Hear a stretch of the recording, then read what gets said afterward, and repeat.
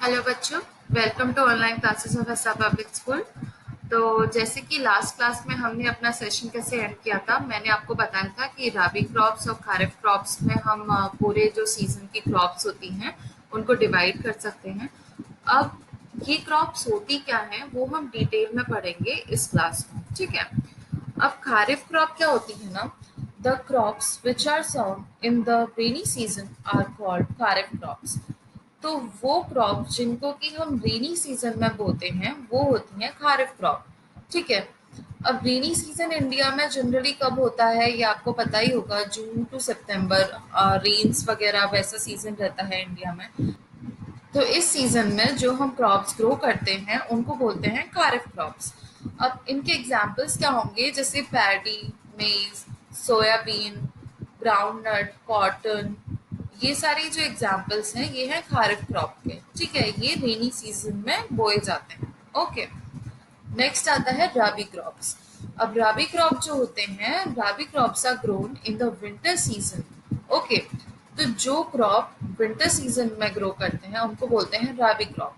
अब इनके एग्जाम्पल क्या क्या है, इनके एग्जाम्पल हो जाएंगे wheat, gram, P, mustard and linseed, okay. ये सारे इनके एग्जाम्पल्स हैं। और जनरली इसका टाइम क्या होता है, विंटर सीजन जनरली हमें पता है अक्टूबर टू मार्च रहता है। तो वो इनका टाइम पीरियड होता है इन क्रॉप्स को ग्रो करने का, ठीक है। अब ये तो हो गया खारिफ और रबी। अब आपने नोटिस किया होगा कि अक्टूबर टू मार्च इसका है और उसका था जून टू सितंबर, ठीक है। जून टू सितंबर, है ना। अब इनका जो पीरियड है इसके बीच में समर वाला पीरियड हमने कंसिडर नहीं किया, ये आपने नोटिस किया होगा, है ना। तो वो जो समर वाला पीरियड होता है वो भी एक होता है जिसमें कि कुछ पल्सेस, वेजिटेबल्स, कई सारे पार्ट्स में ग्रो किया जाता है, ठीक है। Now basic practices of crop production, ठीक है। तो क्रॉप प्रोडक्शन हम करते कैसे, मतलब ऐसा नहीं होता है कि हमने सारी सीड्स डाल दी और फिर हमारे पास हाँ पूरे के पूरे फ्रूट और जो कुछ हम उगा रहे हैं वो सारी चीजें आ गई एकदम। ये प्रोसेस इतना फास्ट नहीं होता है। तो जो कल्टीवेशन होता है क्रॉप्स का, जो एक्टिविटीज हमें करनी होती हैं क्रॉप ग्रो करने के लिए, वो बहुत सारी एक्टिविटीज होती हैं जो कि फार्मर्स जो हैं वो बहुत टाइम तक करते हैं जब जाके कोई क्रॉप ग्रो हो पाती है, okay. Cultivation of crops involves several activities undertaken by farmers over a period of time. Okay. You may find that these activities are similar to those carried out by a gardener or even by you when you grow ornamental plants in your house. अगर हम जैसे कि कोई gardener है, ठीक है। तो gardener जो प्रोसेस कैरी आउट करता है, जो स्टार्टिंग से एंड तक जो जो वो काम करता है, और या फिर आप कोई पौधा या कुछ भी उगा रहे हो, जैसे आप तुलसी का पौधा ही उगा रहे हो या ऐसा कुछ अपने घर में, तो उसमें जो प्रोसेस होता है वो काफ़ी सेम होता है। जैसे कि आप रेडी करते हो, फिर आप खाद वगैरह डालते हो, तो ये सारी जो चीज़ें होती हैं काफ़ी सारी चीज़ें सिमिलर होती हैं इस चीज़ में, ओके।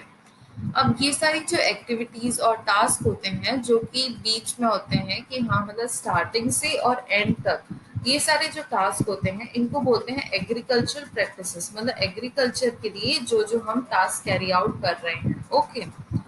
अब एग्रीकल्चर प्रैक्टिसेस कितने होते हैं, 7 होती हैं, मेनली 7 होती हैं, ओके। पहला होता है प्रिपरेशन ऑफ सॉइल। पहले सॉइल को प्रिपेयर किया जाता है, उसको लूज किया जाता है। दूसरा आता है सोइंग, वो सारी सीड्स वगैरह डाली जाती हैं। Then adding manure and fertilisers, then irrigation, then protecting from weeds. उसके बाद हार्वेस्टिंग आता है और उसके बाद स्टोरेज आता है, ठीक है। ये सारी एग्रीकल्चरल प्रैक्टिसेस हैं जो कि मेनली स्टार्टिंग से एंड तक कैरी आउट की जाती हैं। अब ये सारी जो एक्टिविटीज हैं इनको हम डिटेल में आगे पढ़ेंगे, okay. Now first one is preparation of soil. सबसे पहला हमें क्या करना होता है, कुछ भी स्टार्ट करने से पहले हमें जो सॉइल है वहां की उसको हमें प्रिपेयर करना होता है। क्योंकि वो सॉइल काफी टाइम से या तो बैरन खाली पड़ी होगी या फिर कोई और क्रॉप पहले उसमें होगी, तो उसको किसी नई क्रॉप के लिए तैयार करने के लिए उसको हमें पहले प्रिपेयर करना होगा, okay. The preparation of soil is the first step before growing a crop. Crop को ग्रो करने से पहले का पहला स्टेप होता है preparation of soil. Even seed वगैरह कुछ भी डालने से पहले हमें सॉइल प्रिपेयर करना है। Okay, one of the most important task in agriculture is to turn the soil and loosen it. पहला टास्क ये होता है कि सॉइल को टर्न करना और उसको लूज करना। ठीक है, this allows the roots to penetrate deep into the soil. इसकी वजह से ही रूट्स जो होती हैं प्लांट्स की वो सॉइल में अंदर तक जा पाती हैं। The loose soil allows the roots to breathe easily even when they go deep into the soil. अब हमें लूज क्यों चाहिए सॉइल? क्योंकि जो रूट्स होती हैं प्लांट की वो जितना अंदर तक जितना डीप तक जा पाएंगी उतना ज़्यादा स्टेबल रहेंगी। और वो अंदर तक कैसे जा पाएंगी? जब वो ब्रीथ कर पाएंगी। तो ब्रीथ करने के लिए सॉइल लूज होनी चाहिए, तभी वो रूट्स ब्रीथ कर पाएंगी, ग्रो कर पाएंगी अच्छे से। ठीक है, तो ये स्टेप काफ़ी इंपॉर्टेंट होता है ओवरऑल हेल्थ के लिए उस प्लांट की। Now, why does the loosening of soil allow the roots to breathe easily? अब आप ये भी सोच सकते हो कि हम सॉइल को लूज कर रहे हैं तो उससे रूट्स इजीली कैसे ब्रीथ कर रहे हैं। तो ऐसा इसलिए होता है क्योंकि the लूजन soil helps in the growth of earthworms and microbes present in the soil. जो सॉइल में अर्थवॉर्म्स और माइक्रोब्स ऐसे छोटे छोटे कीड़े वगैरह प्रेजेंट होते हैं वो अच्छे से ग्रो कर पाते हैं अगर जो सॉइल होती है वो लूज होती है।